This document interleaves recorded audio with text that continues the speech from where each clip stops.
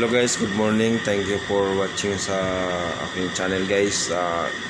Ito guys, ang problema po nito guys, nag-overheat siya guys, kaya po tanggal po natin yung ano niya, yung piston niya at saka yung liner niya. Tatanggalin natin guys kasi ang problema nito guys, yung piston at saka liner guys, nagkiskisa na guys. Kaya papalitan po natin ng piston liner at saka yung mga ano niya guys, yung piston niya guys. So yan guys, thank you for watching guys.